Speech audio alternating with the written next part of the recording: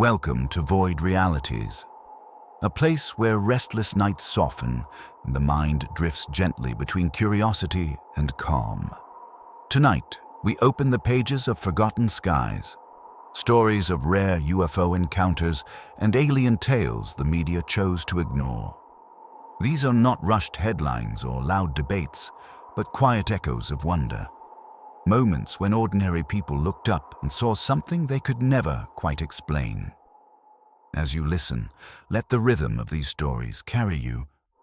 Slow, steady, like waves against the shore. Let your thoughts loosen, your body sink deeper into rest, and your imagination rise gently with the night sky. This is Rare UFO Encounters and Alien Stories the Media Ignored. Episode 5. Settle in. Breathe softly and allow yourself to wander with us into the silence between the stars. Rare UFO Encounters and Alien Stories the Media Ignored. Episode 5. You lie in the quiet, your body softened against the stillness of the evening. The air is cool, and above you stretches the wide, endless sky, dark velvet scattered with points of light. These stars, glowing like embers from fires that burned millions of years ago, whisper stories that are both old and immediate. To look at them is to travel through time, for each star you see shines with light that has journeyed across vast distances to meet your eyes tonight. For as long as humans have existed, we have looked up and wondered. Ancient hunters watched the heavens to track migrations and the changing seasons. Farmers shaped their calendars by the slow rising and setting of constellations. Sailors navigated by the North Star, trusting its steady light to guide them across oceans. And storytellers, always the storytellers, drew patterns among the stars, turning random sparks into heroes, animals, and gods. Looking upward was never just an act of curiosity. It was survival, orientation, and meaning. But sometimes, the sky offered more than steady guidance. Sometimes it offered strangeness, strange lights that moved against the familiar map of stars. Lights too fast, too silent, or too unpredictable to be explained easily. In small villages and quiet deserts, whispers began. What are these lights? Are they spirits, omens, travelers from distant lands, or something even more unearthly? You close your eyes for a moment and feel the weight of that question. Science today tells us that much of what we see in the night sky has logical explanations. A meteor, a small rock burning bright as it strikes the atmosphere. A satellite reflecting sunlight as it glides in orbit. A planet shining steady and bright, easily mistaken for something closer, stranger. Yet knowing the explanation does not take away the wonder. Instead, it deepens it. For how incredible it is that small rocks streak across the sky with such brilliance, or that human-made satellites now join the ancient stars in silent movement. Still, there are nights when explanations feel less certain. When fishermen at sea or shepherds on lonely hills describe lights that hover, that change direction suddenly, that appear without sound. For centuries, these tales have gathered quietly, carried by word of mouth, recorded in journals, or dismissed as mistakes of the tired eye. But even science acknowledges that our senses, remarkable as they are also imperfect. The human eye is sensitive, yet easily deceived. In the dark, your pupils widen, pulling in more light, but also more noise. A faint glimmer may appear brighter than it is. A moving star may seem to dart when your own eye trembles. Psychologists call these effects visual illusions, and they remind us how perception is shaped not only by the world outside, but by the body and mind within. And yet, the mystery remains. For even accounting for illusion, some reports defy easy categorization.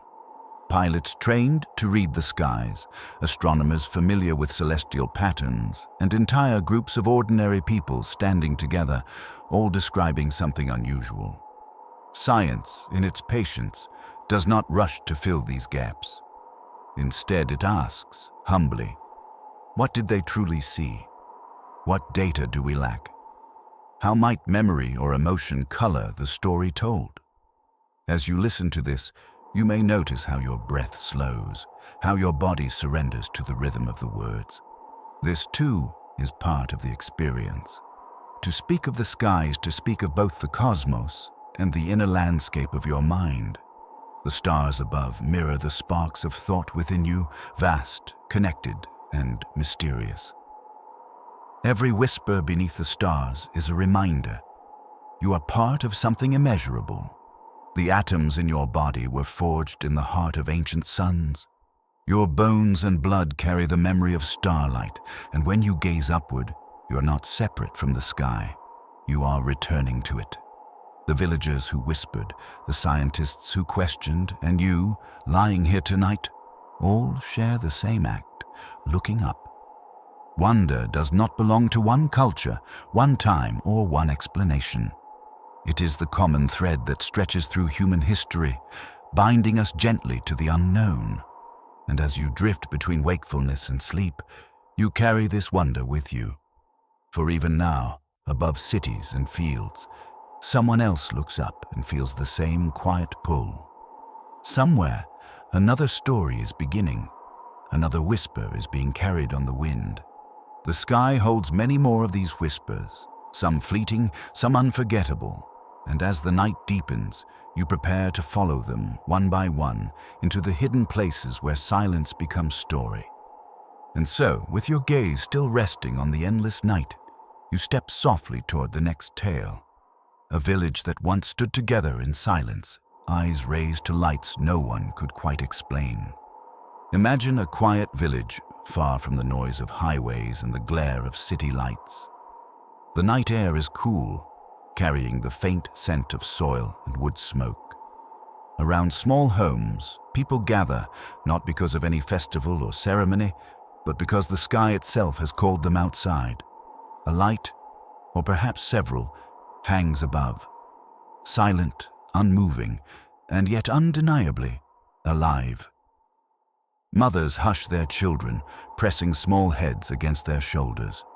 Elders cross their arms, their eyes narrowed not with fear, but with the weight of recognition, as though they have seen something like this before, or at least heard it whispered long ago.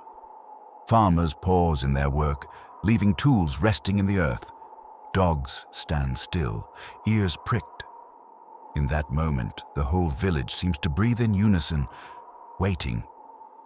What makes such a gathering powerful is not only the lights themselves, but the silence they create.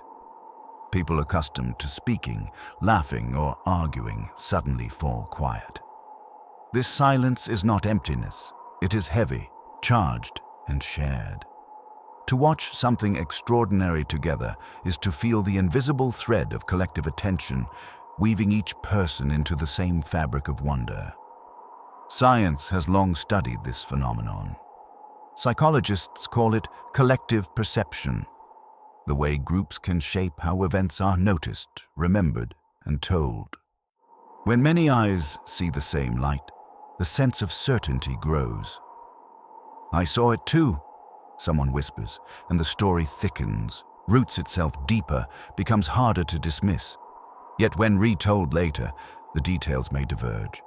One recalls the light as red, another swears it was golden.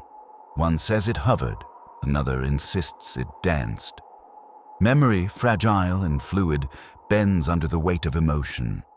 In the charged silence of that night, what is seen is not just photons striking the eye, but meaning taking shape in the mind.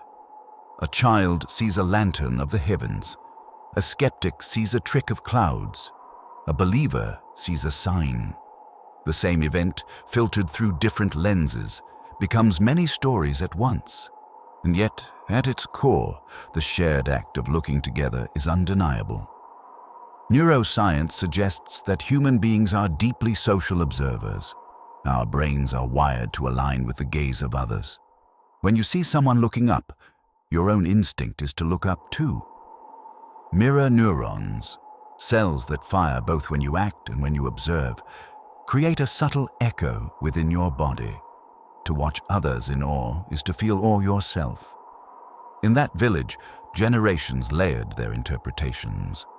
Some may have written down the event, recording it in diaries or parish notes. Others may have folded it into oral traditions, told again when children asked why stars sometimes move strangely.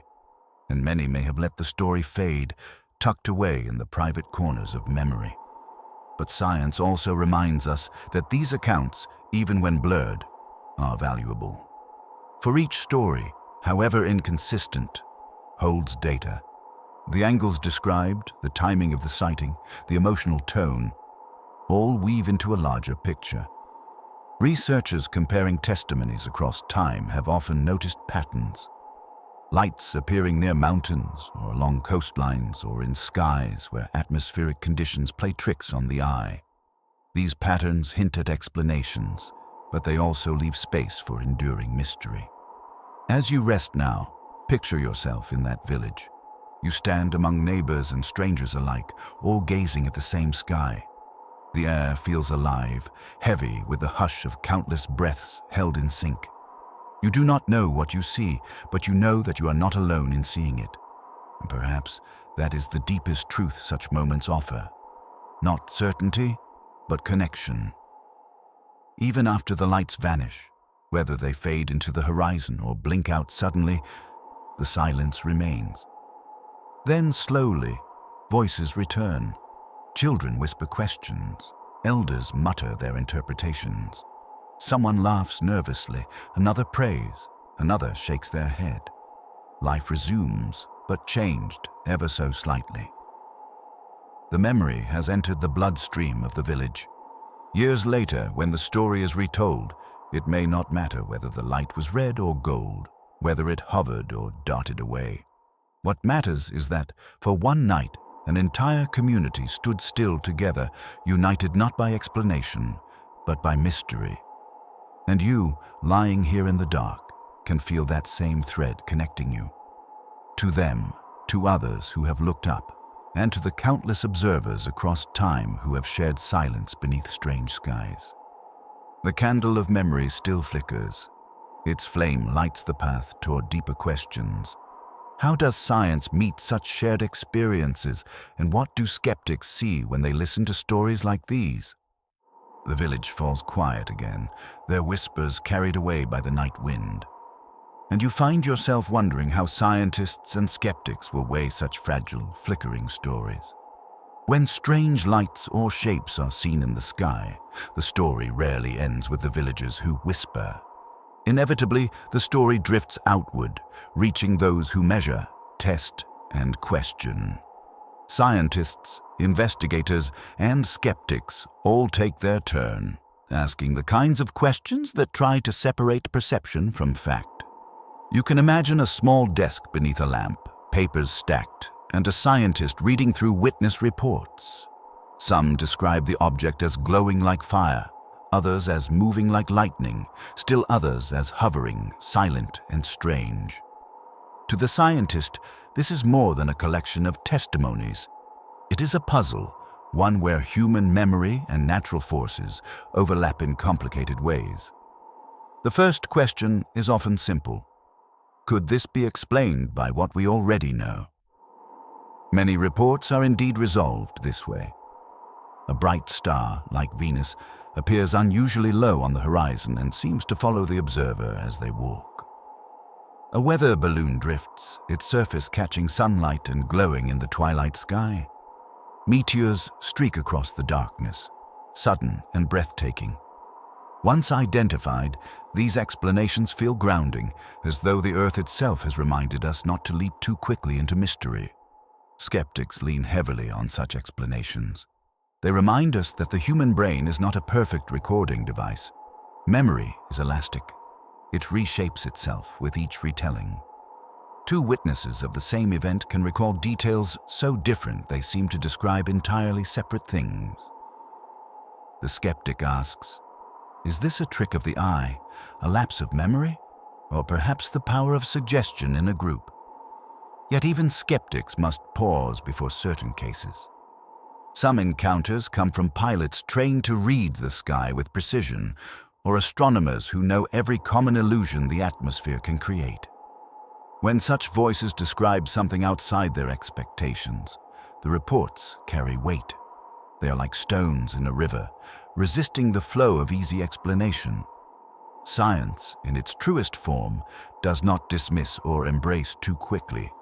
It holds the question gently, circling it, testing it from every side. Consider the way researchers investigate a meteor shower. They set up cameras to record, instruments to measure brightness, telescopes to confirm orbits. In this way, they build a picture grounded in data. For unusual sightings, however, the tools often arrive too late. The light has already vanished. What remains are stories, impressions, and sometimes faint traces on radar or film.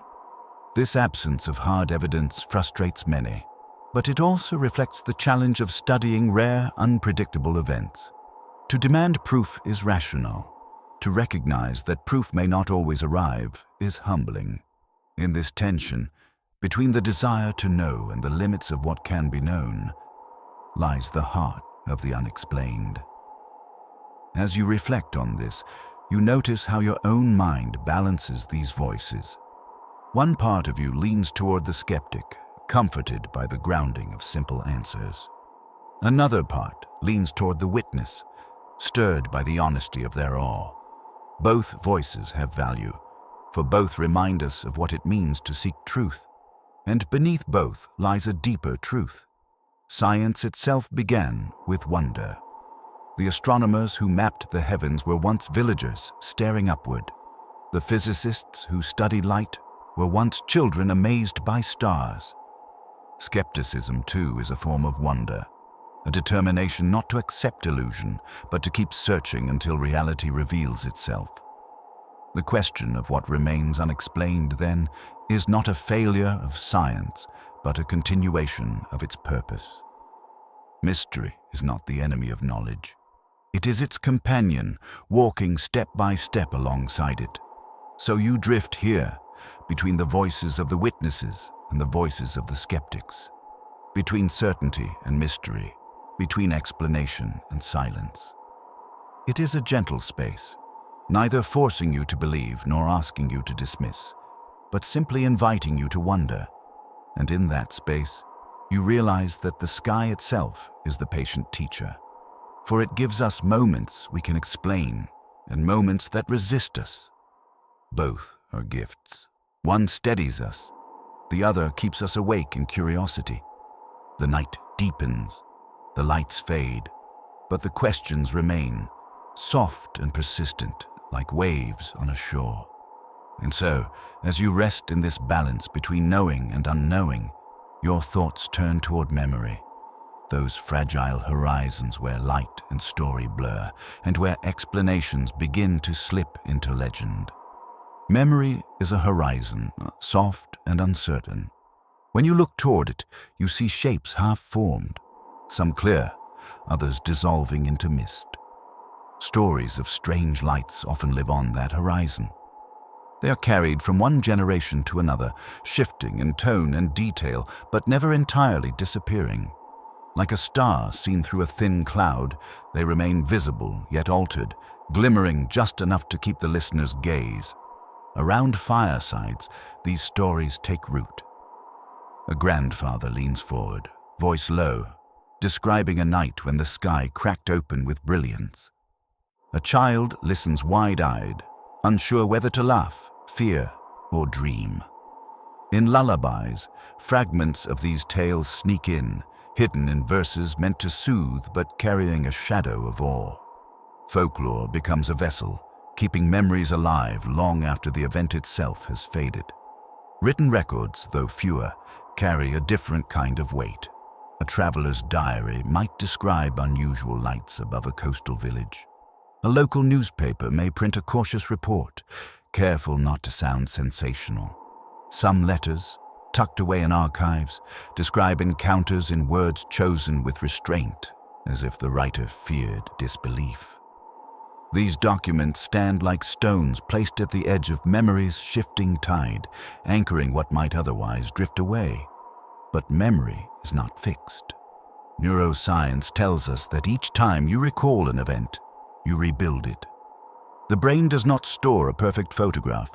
Instead, it stores fragments, emotions, impressions, images, which are then woven back together when remembered.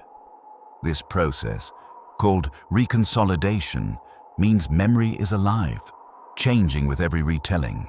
It explains why one person's memory grows brighter with time, while another's grows dim, even if they witness the same event. Yet in this fragility lies something beautiful. Memory allows us to attach meaning, to soften edges, to carry forward what matters most. A sighting of lights in the sky may become less about the exact shape or color and more about the feeling it created. Wonder, fear, unity. The details bend, but the essence remains. Cultural memory amplifies this.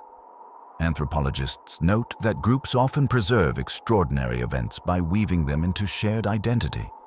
A fishing community may remember a night when glowing orbs hovered above the sea, interpreting it as a blessing or warning. A desert tribe may recall fiery streaks as messages from ancestors. The sky becomes a mirror, reflecting the values and fears of those beneath it. Science approaches this with care. Researchers know that folklore contains exaggerations, yet it also preserves kernels of truth. Accounts of dragons in the sky, recorded centuries ago in China, align with meteor showers later confirmed by astronomy. Stories of fiery chariots may describe comets or auroras, phenomena rare enough to feel supernatural to those who witnessed them. In this way, memory, however blurred, acts as a bridge between observation and explanation. As you imagine this, picture yourself sitting at the edge of a village fire. The smoke rises in thin spirals, and the crackle of wood punctuates the storyteller's words. You listen as lights are described, not with precision, but with poetry. No one argues over exact shapes or speeds. Instead, the meaning is shared, a reminder that the sky is alive, unpredictable, larger than human certainty. And then imagine sitting instead in a quiet archive, opening a brittle notebook. The handwriting is faint, but you read of a witness who saw a glowing sphere above the hills, lingering longer than any star should. You notice the care in the description, the hesitancy between lines. This is not folklore, but personal testimony. Still, the effect is the same. You're drawn into the horizon of memory, where clarity and ambiguity intermingle. Memory is not a weakness here. It is the very medium through which awe survives. If every detail were preserved with perfect accuracy, the stories might feel clinical, stripped of emotion. But because memory bends, it allows wonder to linger. It keeps the lights shimmering just beyond reach, never fully explained, never fully lost. As you rest deeper into this thought, your own memories begin to surface. Times when you looked at the night sky and felt something stir inside you. Perhaps you can't recall the exact date or the exact brightness of the stars, but you remember the feeling. A gentle awe, a quiet pause. That is the horizon of memory, not sharp but luminous, carrying meaning across time. And so, the lights on the horizon remain, not as evidence in a lab, nor as exact data on a chart, but as living echoes that keep us connected to the mystery of the sky. And as these echoes linger, another question arises. What happens when many remember together? When entire groups see the same light, and psychology shapes the way they recall it side by side? To see something unusual is one experience. To see it with others is another entirely. When you stand alone beneath the stars, your mind wrestles quietly with what your eyes perceive. But when dozens of others stand beside you, gazes lifted in the same direction, something shifts. The event becomes larger than your private imagination. It becomes shared reality. Psychologists describe this as collective perception, the way human beings shape one another's experiences simply by being present together. If you see a strange light move across the horizon, your first instinct may be to question yourself, did I really see that? But when a neighbor points upward and whispers, look, your hesitation softens. You are not alone. The sky has revealed itself to many. This does not mean that the details align perfectly. In fact, studies show that when groups recall a single event, their accounts diverge quickly. One person insists the light was blue, another swears it was red. Someone claims it hovered for minutes, another is sure it darted instantly away. Yet despite these differences, the collective impression solidifies. Something happened, something worth remembering. The science of memory explains part of this. Each brain encodes sensory details slightly differently, and under stress or awe, those details are filtered through emotion. The amygdala, the brain's emotional center, plays a role in amplifying what feels significant while dimming what feels ordinary. That is why extraordinary moments often feel vivid, even when the factual details blur. When groups recall together, these emotional highlights spread, shaping the narrative in ways that go beyond what any single person saw. There is also the subtle force of social influence. When a confident voice speaks, it moved westward, I'm certain. Others may unconsciously adjust their memory to align, even if what they saw differs. This is not deception, but the brain's quiet attempt to harmonize, to keep the group cohesive. Humans evolved as social creatures, and our minds often prefer unity over contradiction. Yet this harmonizing does not erase wonder. In fact, it can heighten it. When you stand shoulder to shoulder with others, watching the same night sky, the awe you feel is magnified by their presence. Neuroscientists speak of emotional contagion, the way feelings ripple through groups like waves. The gasp of surprise from one person stirs anticipation in another, until the whole crowd feels suspended in the same invisible current. Imagine yourself there. A hush falls over the gathering. Children clutch their parents' hands. Neighbors exchange quick glances, but keep their eyes upward. In that silence, the sky feels closer, more immediate, almost intimate. Whatever the light may be, meteor, satellite, or mystery, its power lies in the way it draws many minds into a single moment. History holds many examples of this. In 1561, citizens of Nuremberg reported strange shapes battling in the sky, hundreds claiming to witness it together. In 1917, crowds in Fatima, Portugal, described the miracle of the sun, each account unique, but all affirming that something remarkable unfolded. Modern reports, too, often emerge from groups, airline crews, military personnel, or entire neighborhoods. The collective gaze lends weight, even when interpretations differ. Skeptics point out that collective errors are common. The human brain is vulnerable to suggestion, and when one person interprets a light as extraordinary, others may follow, layering belief onto perception. Yet dismissing these events entirely overlooks a deeper truth. Collective sightings reveal not only what people see, but how they come together in the face of the unknown. And here is where psychology offers its gentlest insight. To face mystery alone can feel overwhelming, but to face it with others allows the burden to soften. The unexplained becomes less threatening, more wondrous when shared. Even uncertainty feels safer in the company of many eyes. As you drift with this thought, you notice your own breathing slowing, your body relaxing into the rhythm of shared stillness. To imagine standing among others, all gazing skyward, is to feel connected not only to them, but to humanity's long thread of wonder. Each group that has ever watched together, villagers, travelers, children, elders, adds to a tapestry woven across time. And when the light fades, as it always does, the silence remains for a moment longer. Then voices rise. Soft questions, quiet arguments, laughter, perhaps even prayers. The event transforms into memory, and memory into story, but the feeling, that collective awe, lingers, shimmering like heat above a road. And so you are left with this question, gentle but persistent.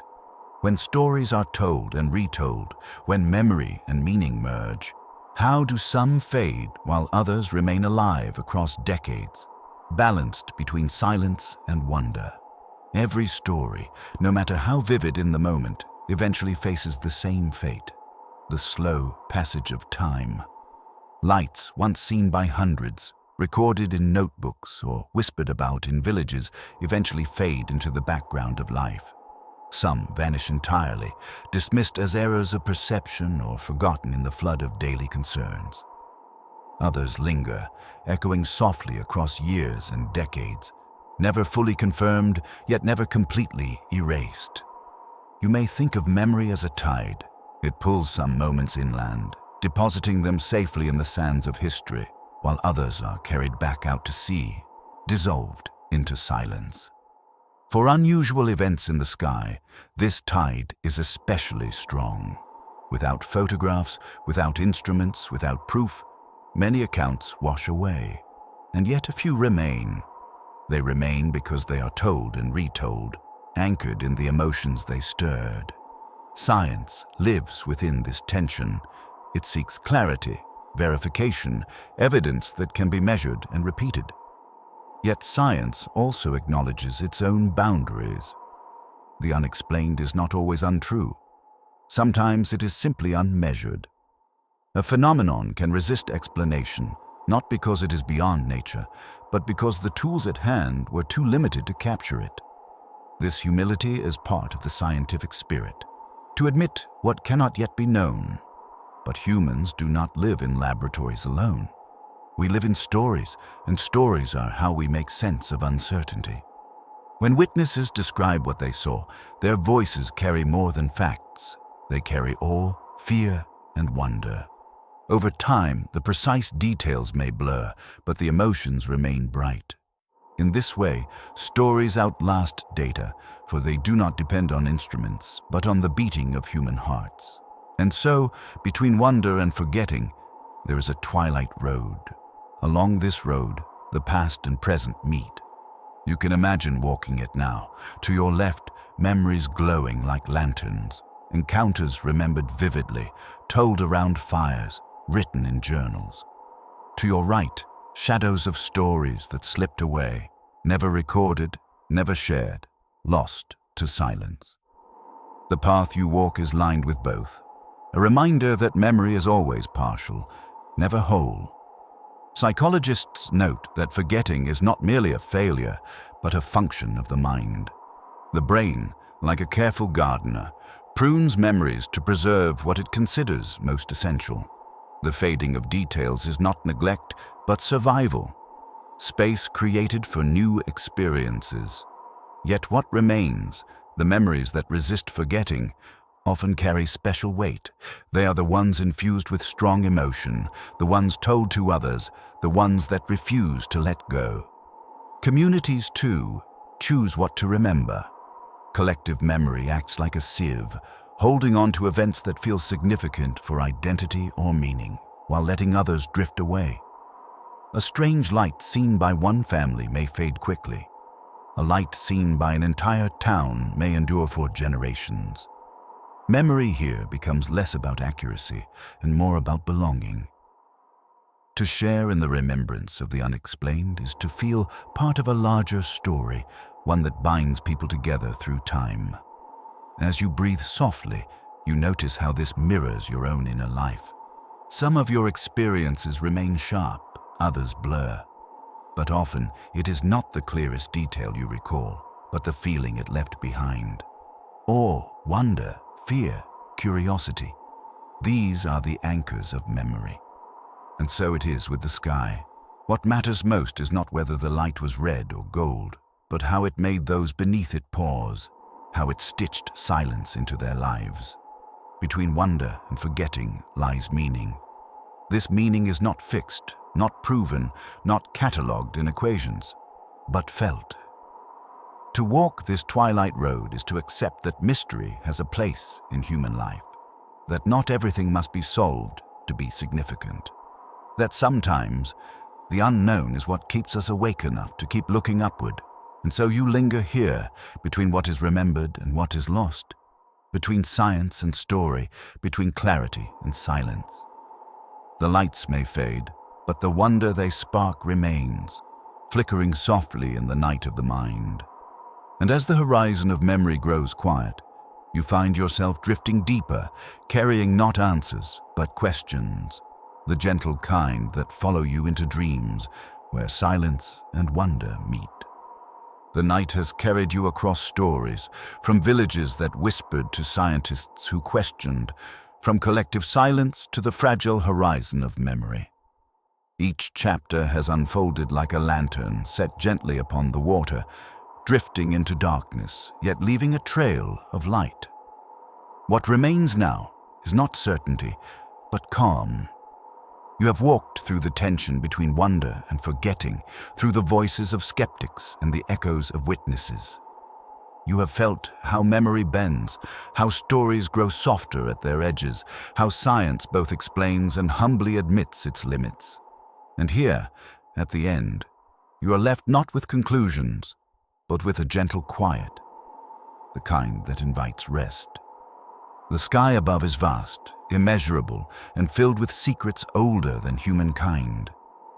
Whether the lights we see are meteors, planets, illusions, or mysteries we cannot yet name, they serve the same purpose. They remind us to look up, to pause, to feel small and infinite at once. The act of wonder is itself a kind of truth, even when answers remain out of reach. As you breathe slowly now, let your body rest in that truth. You do not need to solve every question. You do not need to hold tightly to every story. Like stars fading with the dawn, some mysteries are meant to slip into silence, while others remain, shimmering softly in the background of your mind. Tonight, you have joined a lineage of listeners, villagers, travelers, scientists, children, all who have tilted their gaze to the same sky. Their whispers have become your whispers.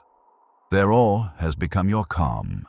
And as you drift towards sleep, you carry with you not the weight of answers, but the lightness of curiosity, a quiet wonder that will stay with you even in dreams.